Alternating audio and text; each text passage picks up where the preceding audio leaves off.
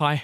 Thanks for watching the Mindful Missionaries Project, a 5-episode series where I interview different returned missionaries for the Church of Jesus Christ of Latter-day Saints and hear about their experiences and what we can learn from them religiously and emotionally.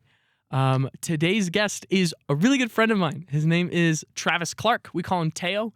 I've known him for a few years, and he has the wildest missionary experience I think I've heard yet. It is, I guarantee you don't know anybody who did what he did on his mission, specifically like leading into it and all. So it's just a really creative story. He's a really interesting guy. I hope you love it as much as I did. Stay tuned. It's a longer one, but I think you'll enjoy it. Thank you for watching.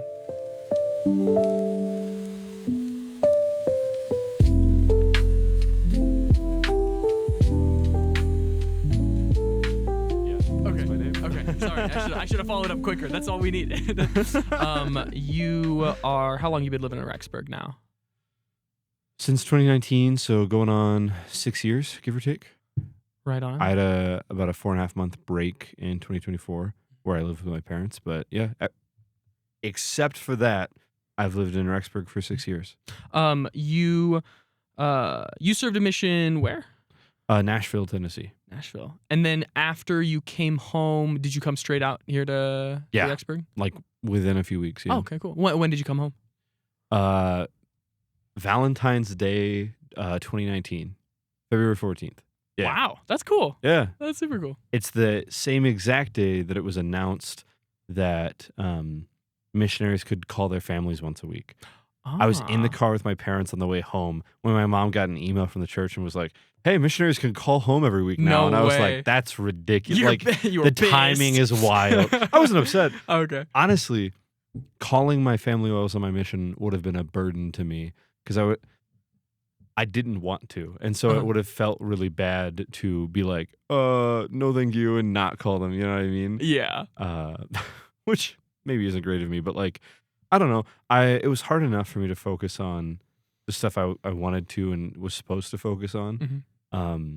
But I know if I called my family every week, I would not have a missionary mindset. I would have I'm away from home mindset, if that makes sense. Yeah, no, 100%. I knew missionaries that I at least I knew one missionary who did that. He deliberately chose not to call home because he wanted to focus in on the work. Yeah. Yeah. So I get it. I get it. I couldn't do that. I love my family too much. Sure. Yeah. So let's, if it's okay with you, we can just kind of jump right into the meat of what we're doing here. Absolutely. Right? What are we doing here?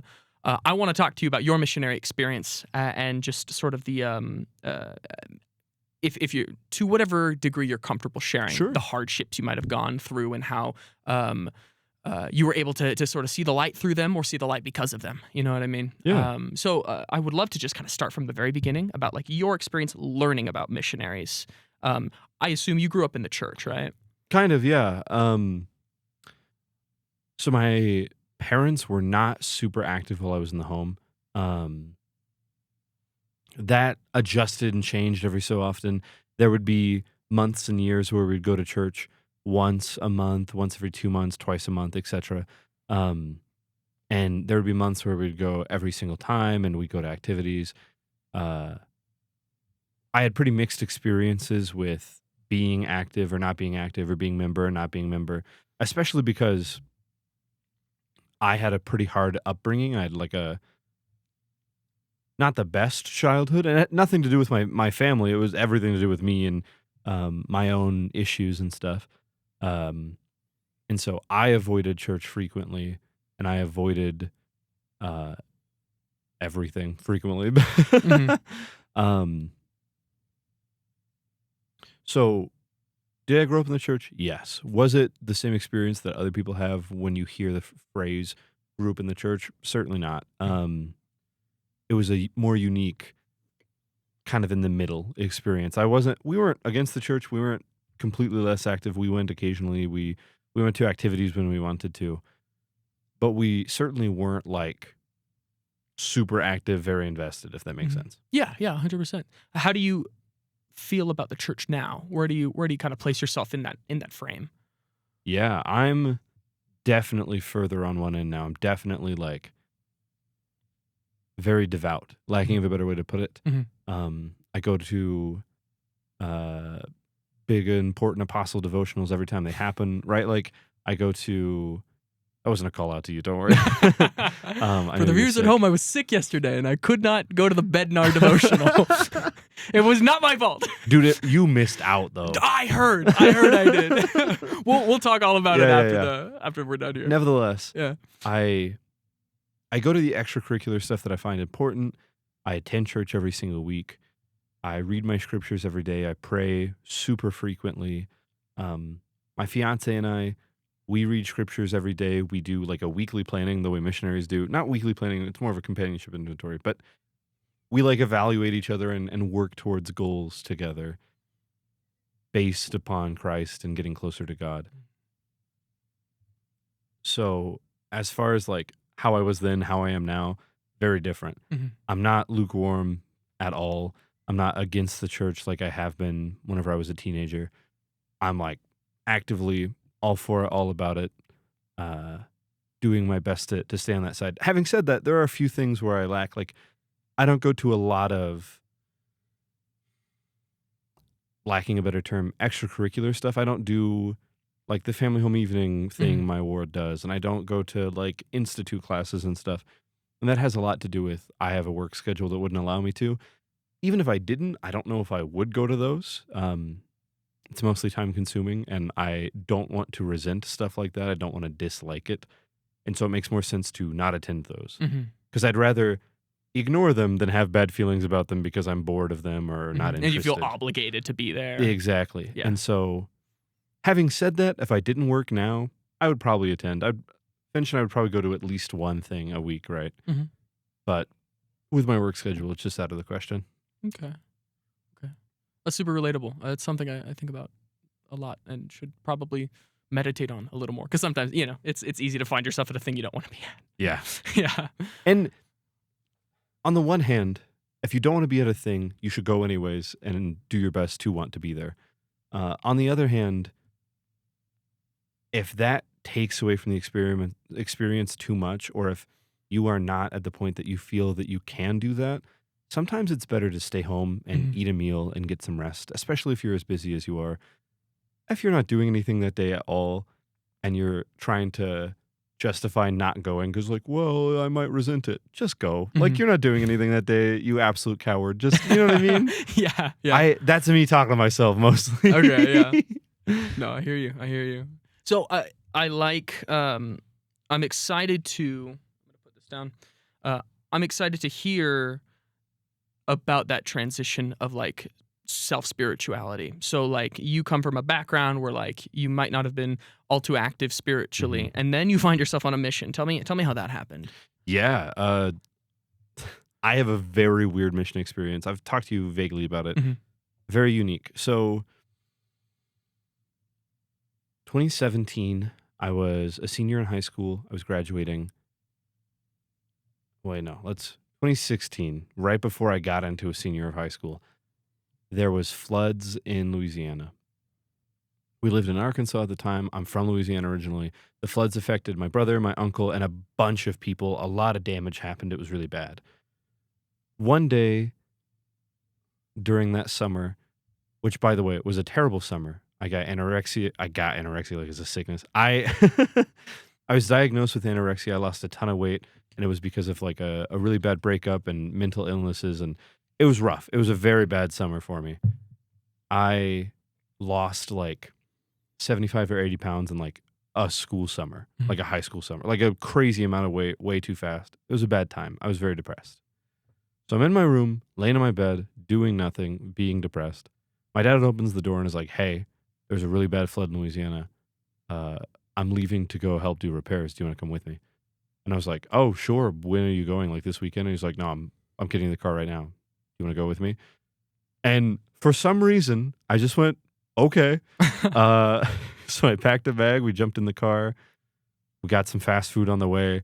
And we drove 8 hours down to Louisiana and like by ourselves to meet up with other people. And while we were there, we did repairs. We ripped out flooring, which horrible, terrible job. We ripped out flooring. We destroyed rotty wood and stuff and fixed stuff. Some people were really nice. They fed us. We like slept in a church gym with like 300 other volunteers. Wow. It was wild. It was Mhm. super crazy. While I was there, I was doing the classic like 17-year-old thing. I had dyed hair, I had a guitar, and I was just hanging out by myself playing guitar. And a girl approaches me and we start talking, and she just happens to also be from Arkansas, or also live in Arkansas. Mhm. And so we're talking, I get her phone number, we become friends. After this whole thing is over, her and I talk about church things and hair dye because she's a hairdresser and she was dyeing my hair every now and then. And we like kind of dated. We went to a prom or something. It was a whole thing. One day, we were on the phone in the middle of the night, like 1 a.m. or something, and she was talking about a patriarchal blessing. And she was like, I'm going to read mine. You should read yours. And I was like, okay. So I started reading mine. And in that moment, I decided, I'm going to go on a mission. And she was like, oh, does your patriarchal blessing say anything about a mission? I was like, absolutely not. There's not a word in there about it. Mhm. But I think I should. And looking back, there was a moment when I was like 7 that some apostle or 70 or somebody came to my church and had all the little kids come talk to him after he gave his talk. And each of them, we walked up, we shook his hand, he said something to us. I overheard him say things like, hey, how are you? What's your name? Etc. For me, he didn't ask me my name. He didn't say anything to me. He just said, promise me you'll go on a mission. And little 7-year-old me holding the hand of an apostle and staring him in the eyes was like, okay, I promise. Like, what else are you going to do, right? And so in that moment, in my bedroom at 1 a.m, remembering this 7-year-old me experience and reading my patriarchal blessing, I decided I'm going on a mission. For context, at the time, I was not active. I was doing reasonably pretty bad stuff. Mhm. Not wanting to get into crazy detail. Sure. And for some reason, something gripped me. In hindsight, it's easy to say it's the Spirit, but honestly, it felt like dumb luck at the time, and it still kind of feels that way. I just decided I'm going on a mission. And then a couple of Sundays later, I went to my bishop and said, hey, I want to go on a mission. And he said, oh. He really did say that. He was surprised. He goes, oh, all right, let's. Yeah, I'm so sorry. Yeah, I take think your time. somebody needs to grab something from in here. Yeah, go for it. And we'll continue. Sure. Sorry about that. No, you're good. There's a guy who uses here. I think he left a Notepad. notepad or something. Sure. Yeah. You're Sorry, good. I'm sorry. I'll get right back Yeah, into yeah. it. Please do. So for some reason, that memory gripping me on the phone with this girl at like 1 a.m. in my room reading my patriarchal blessing, I just decided I'm going on a mission.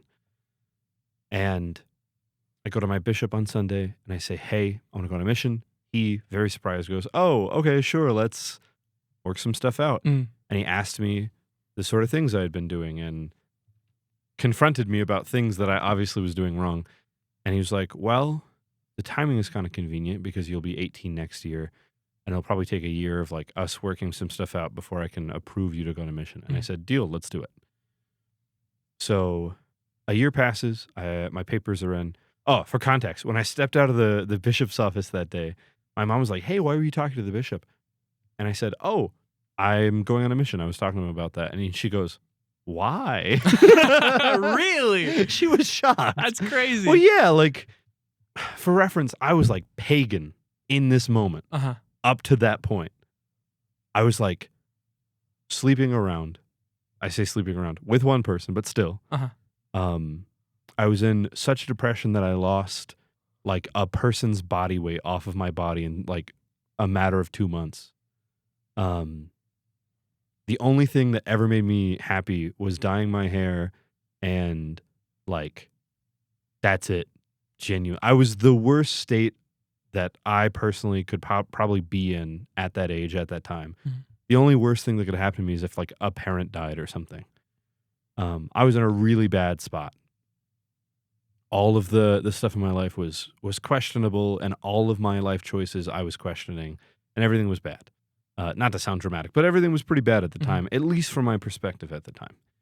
And so when I told my mom, oh, I just got out of the meeting with the bishop about going on a mission, she was shocked. She was surprised because it doesn't make any sense. Mhm. I had like attempted suicide not long before that.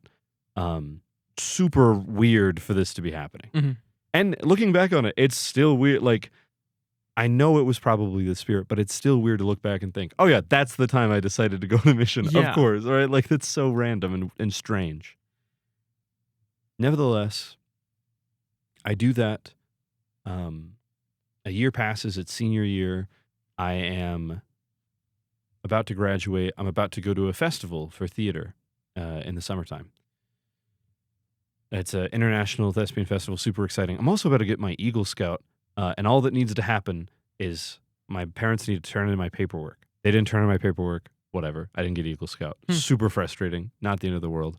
But I'm at this festival, I meet a girl, and we do stuff we shouldn't, and we really like each other. And by the way, I had just turned in my papers before I went to the festival because I turned 18 at the festival. And so 8 months pass. It's now November, and I'm finally getting my papers back. It took 8 months for me to get back, hey, we're going to send you on a mission. For comprehension, I put in my papers, and 8 months passed before, like, I don't have a better way to put, like, the reason I repeat it so much is because most people, it takes 2 weeks to get their papers back. And so that was crazy frustrating. So for 8 months, I was kind of losing my mind of like, I've made a decision to do this. I've put in all this work to get to this point, and I'm still like, nothing's coming of it. And when you'd put your papers in, and I assume you're working with your bishop all through these months, right? Yeah. Were you guys communicating? Did he communicate with you that it's going to be this amount of time, expect the papers here? Or were you just like, you had no idea when these were coming in? My expectations were somewhere between 2 weeks and 2 months, because I'd never heard of anyone taking longer than 2 months. And everyone I talked to who got their mission papers, it took 2 weeks. So 8 months passed for me. During that 8 months, I'm not getting a job because I'm thinking, oh, my papers are going to come in any minute now. Yeah. I'm not like learning how to do things or getting stuff done because my papers are supposed to be coming in. So I'm just at home for 8 months by myself, which is a foolish place to be in and a bad spot to be in. And I had a long distance relationship going with somebody who I like madly fell in love with. We were really close. We met at that event. And so November comes around.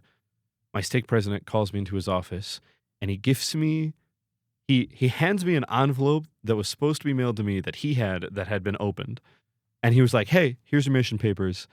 And I was like, this isn't how it goes. Everybody always gets their papers and they throw like a party or something and they film opening it themselves and reading the thing. And my stake president was like, yeah, but your case is really weird. I was like, what? And so he explains to me that I'm going on what's called the 2 transfer mission. And if you've heard of those now, it's because they're popular now, but I was one of the first like 100 people to ever do one. And so my stake president is like, I've never heard of them. I've talked to every stake president I've ever met, and they've never heard of them. We can't find out what's going on. It describes it in these papers that I read, but I don't know what's going on. You are a weird test case. Here's your stuff. So in this room with my stake president is when I find out where I'm going and what I'm doing, which is wild, by the way. Yeah. That's when I opened my papers. Crazy. My life has been littered with a lack of tradition, I've noticed. Oh my gosh. Tell me about it. But anyway, he explains, so 2 transformation basically works, and he kept referring it to as like a test run mission. And he explained basically for the first 2 transfers, or about, 3 months, you will go straight to a mission. You won't go to the MTC, you won't go to the temple to get endowed, you'll go straight to the mission. And from the mission, you'll do your test mission for 3 months or 2 transfers, and then you'll go get endowed and you'll go to the MTC. And I was like, okay, like, sure. That's super weird. Yeah. But whatever. And he's like, you leave January 1st or 2nd or whatever. I think it was 1st.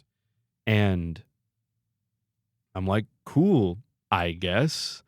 I had just spent a year, more than a year, planning and deciding to go on a mission, and now I have to like run a test, which is terrible and wild, and I didn't know what to think about it, and I was upset by it, and I was like, whatever, just gonna power through it, go on a mission like my plan was originally. And so at the end of the 2 transfers, you're supposed to get either a second mission call or released. So between November and January, I went to be with this person that I was in a long distance relationship with. We got secret engaged of when I get back from my mission, we're going to get married kind of a thing. And I was like smitten, way invested. Which is like, if you're going on a mission, classic mistake. You know what I mean? You absolute buffoon. But anyhow, so I go out to the mission field. My parents drive me there because we live in Arkansas and it's in Nashville. It's a 6-hour drive. We drive to Nashville. Wow. They drop me off with my mission president. They meet and shake hands with my mission president. And every other missionary that's there just got out of the airport and the MTC and stuff. And so there's like 6 of them. And there's one other dude from Arkansas who's also on a weird test mission, but it's different. He did MTC from home and got endowed at home and then came to the mission. Yeah. Wait. He did online MTC in 2019? In 2017. In 2017? Yes. That's insane. We were tests. We were the tests for the stuff that happened during COVID. That's insane. Super strange, right? I feel like you have insider knowledge that nobody's supposed to know about. Don't worry. It's going to get weirder. No way. Oh, so, I'm enthralled. Yeah. At the time, we were all like, this is weird. Yeah. And looking back on it, we're like, oh, yeah, of course.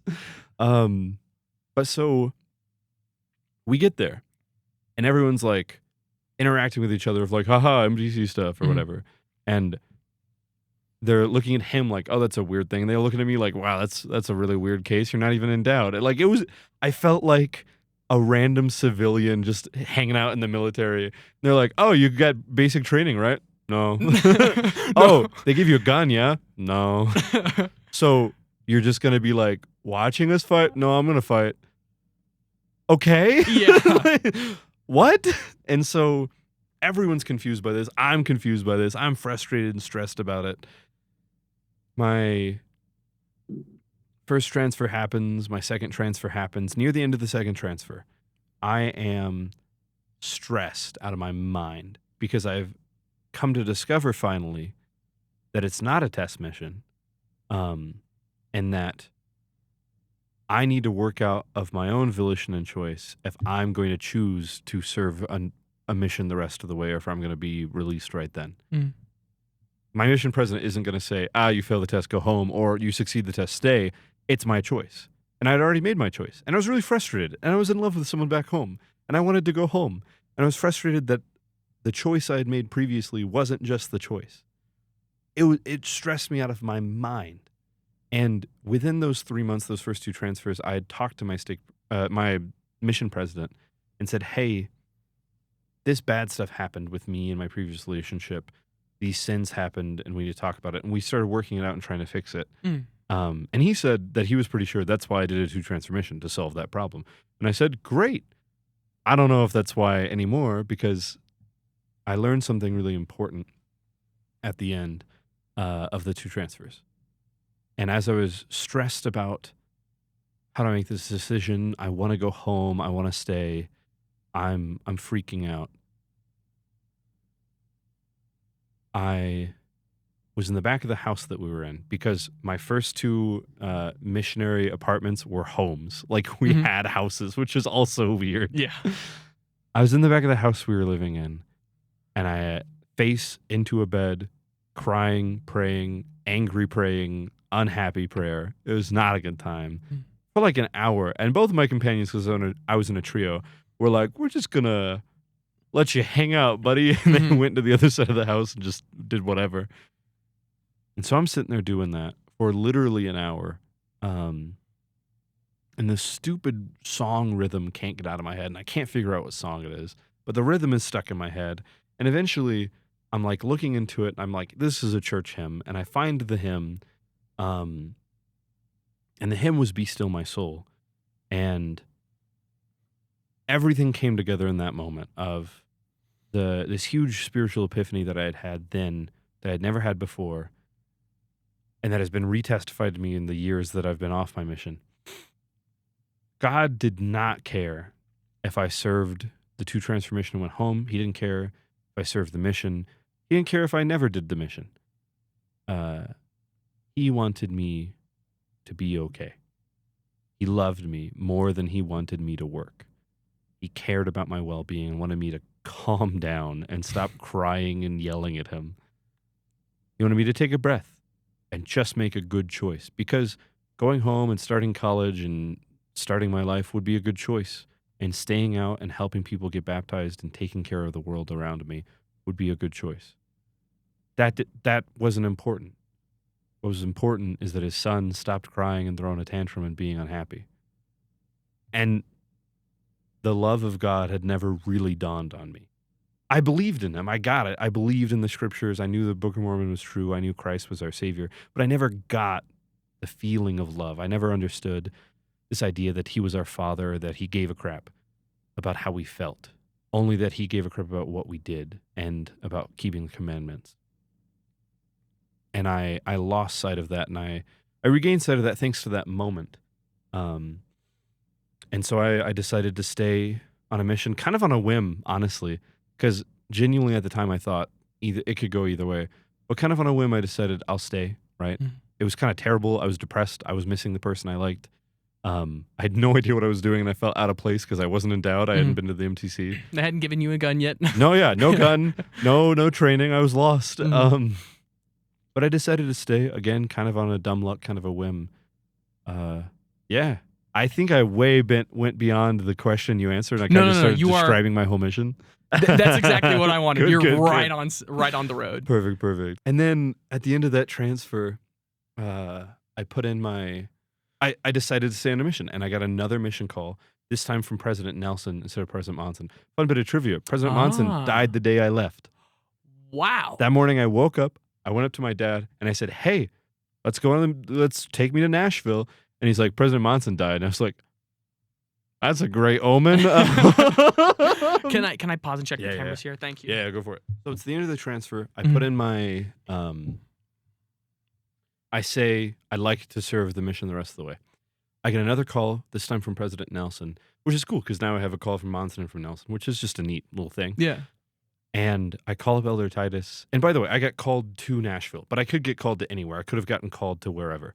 But I got another call to Nashville, and so I call up Elder Titus, and I'm like, hey, I got called to Tokyo, Japan, Japanese speaking. And he's like, no, you're full of crap. And I was like, no, I am. And he's like, oh, man, I'm going to miss you. I was like, I'll miss you too, man. And I went, and I got endowed. When I got endowed, by the way, the closest temple was in Nashville. So my parents went to Nashville. Me and them went to the temple in Nashville, got endowed, and then I flew off to the MTC. Wow. Yeah, they gave me the choice not to go to the MTC because my president was like, hey, you're good. You don't need to go to the MTC. And I want you here so I can use you right away. And I was like, yeah, but everybody gets to go to can I try the MTC? He's like, I guess, fine. But anyway, so my parents come up, we go to the temple, and we go up to the guy at the front desk, and we're like, hey, we're here for life endowment. He's like, great. He looks at my parents thinking that I'm a missionary taking in investigators to get like, oh, they got baptized, they're new converts, now they're getting endowed or whatever. And I hand him the thing for myself, and he takes it. He looks at me, and he looks at my name tag, and he looks at it, and he's like, give me a second. And he walks away, and he comes back with like 3 other people and the temple president. The temple president's like, Elder, you're in a weird spot, aren't you? I was like, yep. Can I get endowed, please? And they're like, absolutely. And so, yeah, I got endowed as a missionary, which was pretty weird. My seminary teacher came up and did the endowment session with us, which was cool. And I'm sorry, you said it was a live endowment? For me. Was it acted out? What? No. Live endowment as in like for a living person. Oh. Yeah. I see. No, you're good. No, this was in Nashville. But anyway, so we did that. I went to the MTC, which was weird and kind of humbling because my whole goal going in was to not be prideful because I knew that I knew more than the people in the MTC about the mission because I had just gotten back from 3 months in a mission. And I kind of kept that goal. It was kind of hard. It was really hard for people to be like, this is the way a mission is. And for me, who had just been on a mission, to not be like, you're an idiot. You know what I mean? But it worked out, and I really enjoyed it. I remember today I read my journals about it, and I have my missionary journals. The volumes. Yeah. I read my journals about it today. Apparently, I really liked the MTC. I could really feel the spirit there. And it occurs to me now, where I grew up in the South, there wasn't communities of members like that. There wasn't a congregation of people. And it's probably why I liked moving up to Rexburg so much, because there were so many people that were Mm. just of my faith. You know what I mean? You can just go up to a random dude in the street and ask for a blessing, and he can or knows someone who can give you a blessing. Mhm. And that's just not a thing anywhere else in the world. And it's really magical if you haven't lived in a place like this before. And so I really like living here, and I really liked the MTC for a similar reason. Plus, it was cold, and I hate the heat so much. Nashville was pretty hot. Louisiana, Arkansas, pretty hot. Right. But anyway, so I get back from the mission, and Elder Titus is like there right after I get back off the airplane or whatever. He's like, I see him within a day of getting back to Nashville. And he's like, "You suck, dude. I hate you." Because he really thought I was going to a different country. But yeah, it was also really weird because I went to the MTC as a missionary. Mhm. And so in the Salt Lake airport, trying to find my way through, I was by myself as a missionary trying to tell people, "Hey, I need to get to the MTC." And they're like, "What? Why? You're leaving the MTC, right?" Like, "No, I just arrived. I'm going to the MTC." There's a lot of weird moments like that. Yeah. Same with, the tags they give you at the MTC and how they have a sticker on them. Maybe you don't remember, but they have like a little red sticker on the MTC tags, and you keep them on there for like a day and you take them off. It's to indicate the new people who are there for their very first day at the MTC. I don't think I ever did that. Maybe they stopped doing it. I'm kind of old, but but I still have those tags on my tags because I had a different set because I was there for 3 months before. And actually, I showed up and they didn't have any name tags for me. And so for like 3 or 4 days or like a week or something, I just didn't have tags. On the mission? Yeah. Wow. Super weird. That is really weird. Really strange.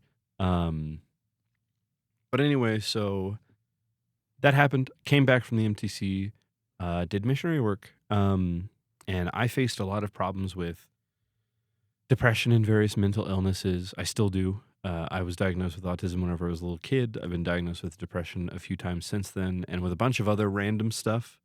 Fun fact, autism is comorbid or comes with 100 other disorders. From mild, medium, big depression to like joint disorders. Yeah, tell me about it. And so I struggle with a lot of stuff on my mission of feeling bad, not fitting in, just having a poor time in general and being depressed. And eventually, near the very tail end of it, I was talking to my mission president, and I said, "Hey, it's getting too much for me. I want to stay. I want to keep doing the work, but I'm feeling really suicidal as of late. And all the stuff we're trying to do," because I talked to a lot of psychiatrists and psychologists on the mission, which was really good for me and nice. And we tried out medications. And I was like, "It's just not working for me. We need to do something." And he's like, "Well, I think it might be good to send you home a little early." And he emphasized, "I do not want to. I want you to become a zone leader because you're a really good missionary. I want you to stay." And I was like, "Oh, that's really heartwarming. I'm going to kill myself." And he's like, "Yeah, that's fair." Right. Right. Of course. For reference, you've been out for how long at this point? 13 or 14 months. This Okay. was right before I went home. Because I only worked for, I went home after about 15 months, 14 months, something like that. And so, I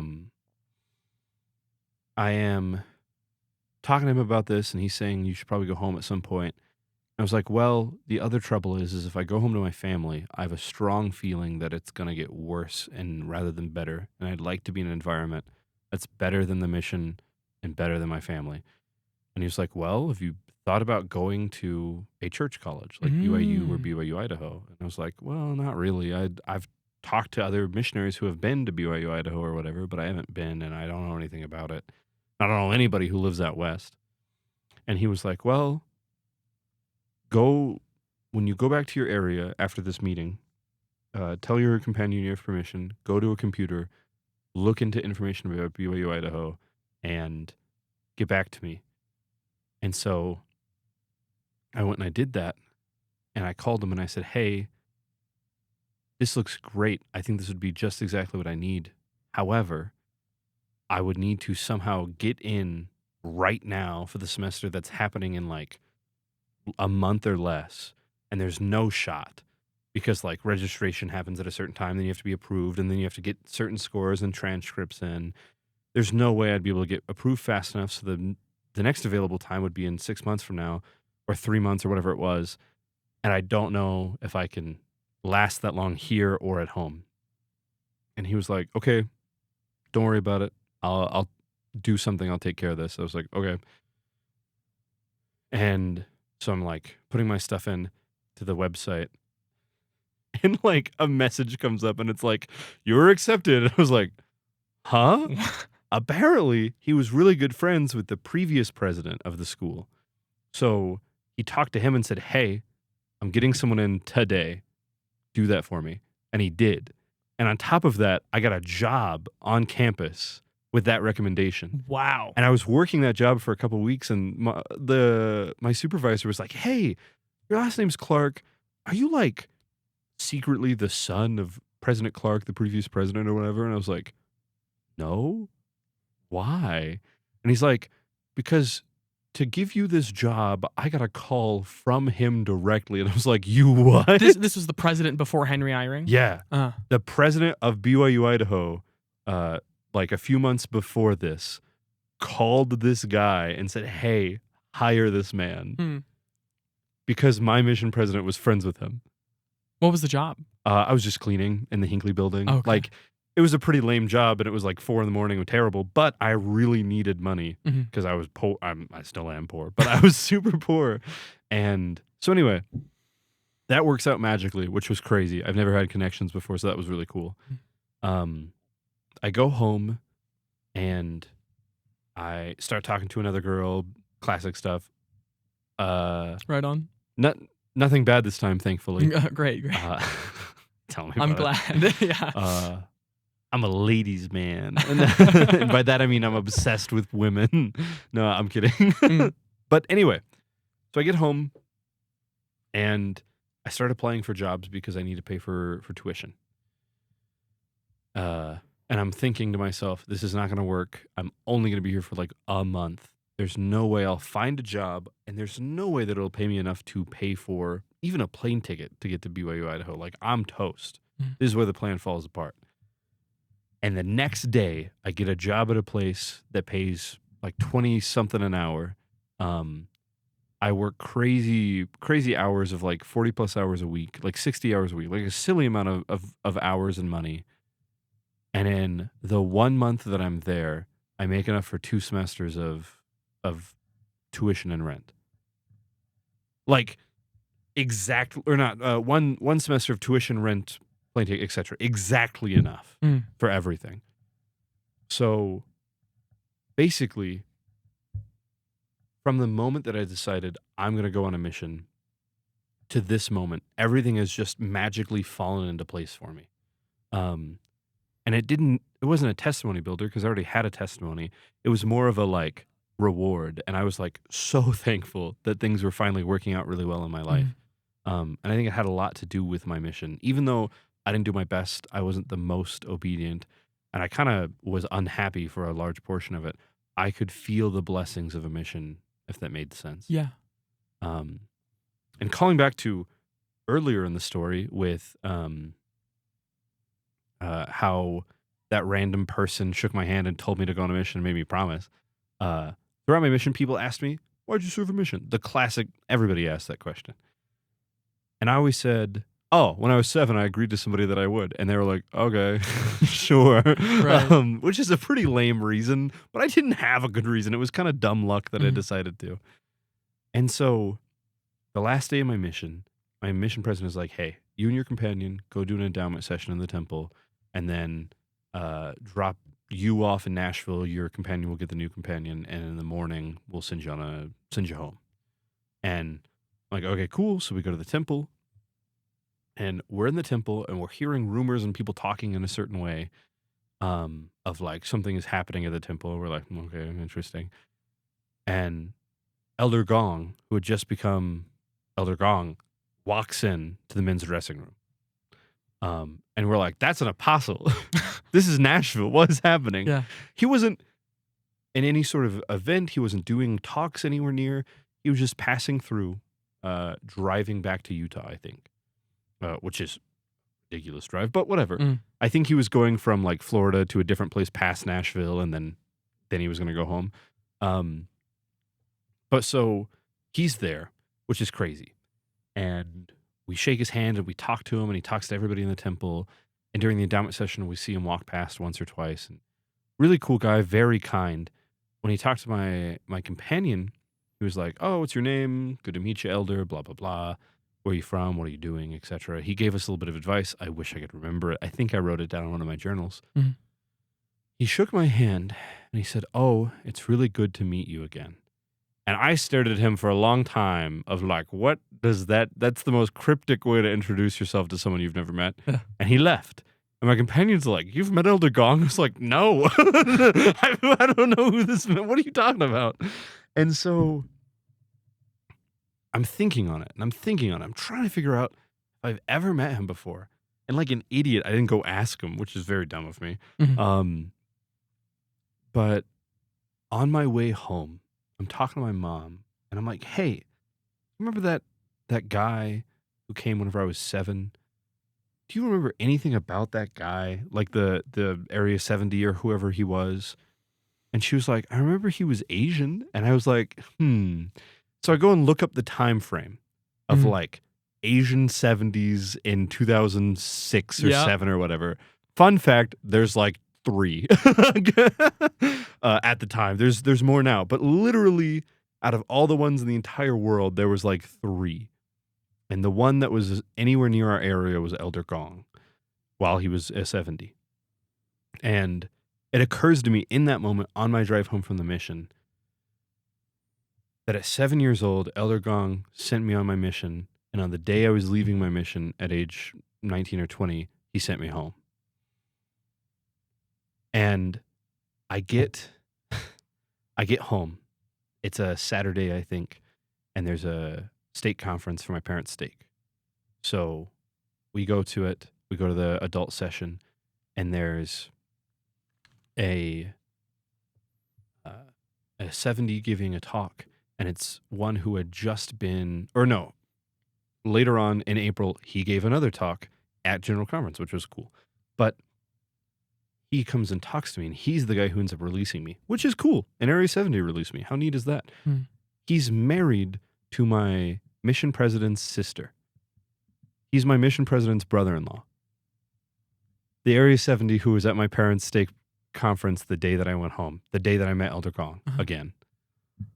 So I'm talking to him, and we have a meeting in an office. He commandeered a stake president's office.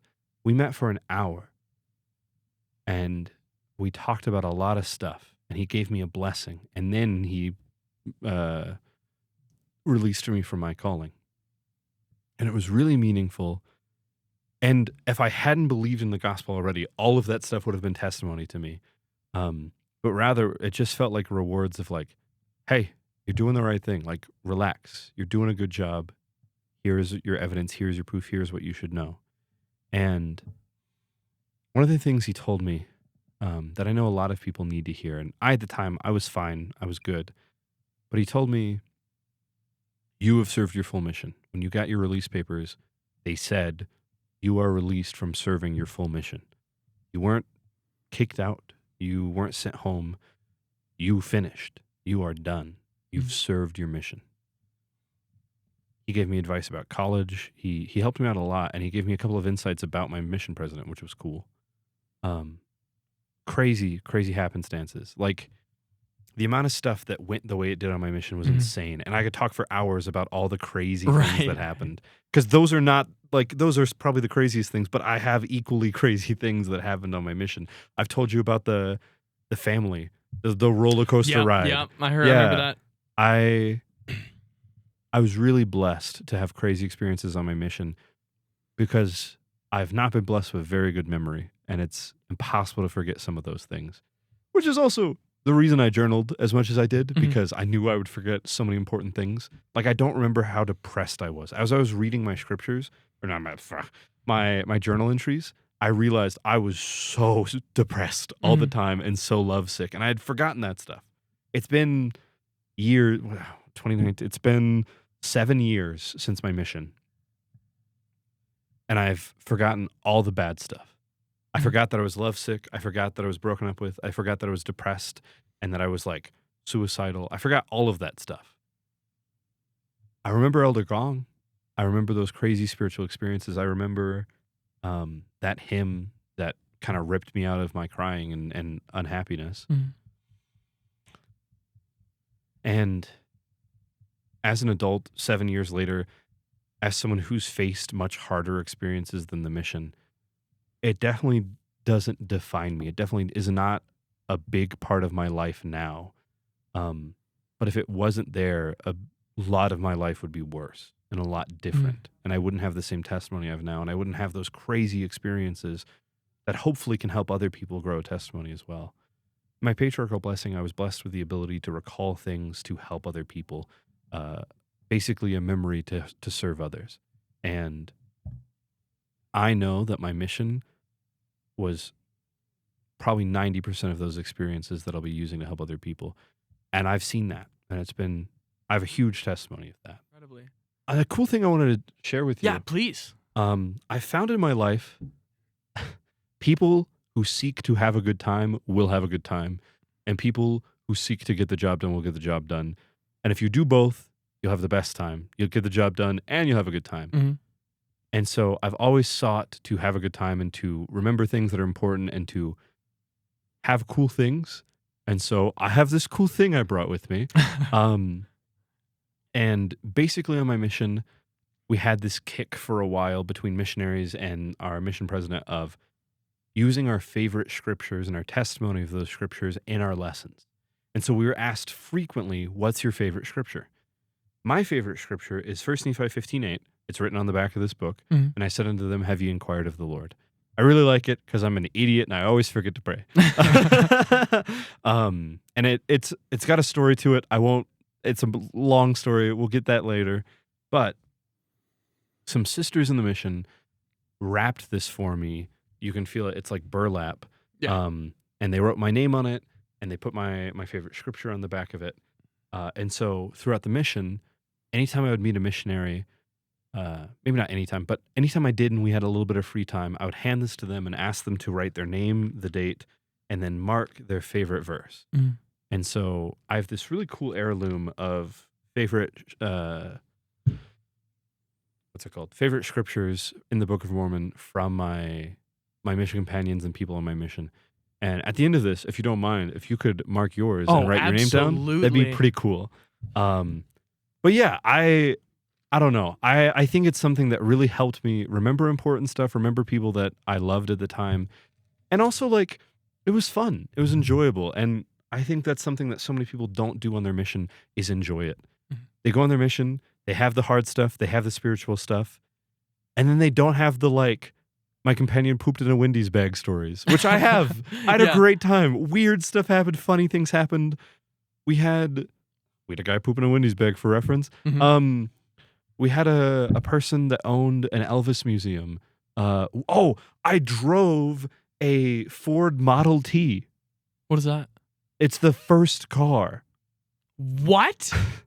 A Ford Model T was the first, like, it's not the first car. It's the first,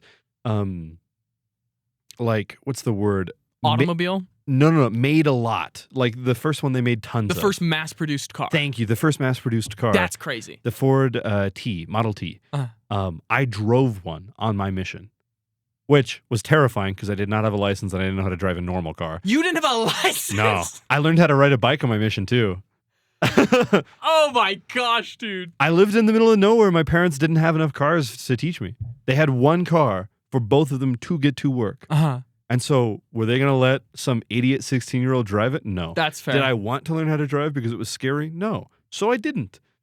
And I also didn't know how to ride a bike because we lived on a gravel road. Where was I going to learn how to ride a bike? You can ride a bike on gravel.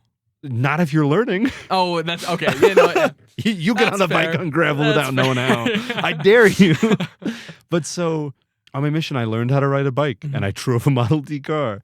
And I made food for members, and I had Jamaican food for the first time, and I had the best Filipino food. I had a really good time. I had so many moments that were so meaningful to me and that shaped me into a better person. I had so many moments that sucked so bad, I almost killed myself. So how do you find yourself in the headspace to where you can appreciate those positive things more so than be frustrated with the negatives? You know what I mean? Like, why does the positivity take precedent in your mind? Well, there's two reasons. One, life gets harder. Nuh-uh. I have been divorced. I have had friends pass away. I've had family members pass away. There's no world in which those things happen to me and I think back and think, my mission was sad. You know what I mean?